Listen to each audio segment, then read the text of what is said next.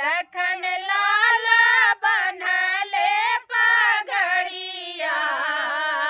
दौरा घाटे पहुँचाय दौरा घाटे पहुँचाय लखन लाल बनले कहरिया दौरा घाटे पहुँचाय दौरा घाटे पहुँचाय हो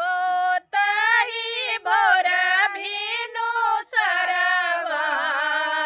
सीता मैया करयारत सीता मैया करयारत उठा स्वामी भैले भीनु सरवा चला चली गंगा जी के तीर चला चली गंगा जी के तीर तीन दिन भूखल तीन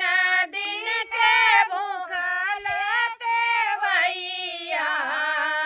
बाड़ी जल बीचे ठाड़ बाड़ी जल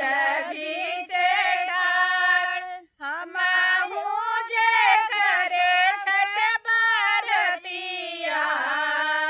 जइबै गंगा जी के पार जाबै गंगा जी के पार हमहू जे करब छठ बरतिया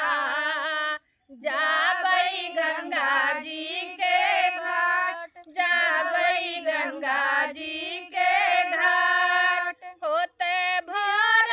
देबै हम अरगिया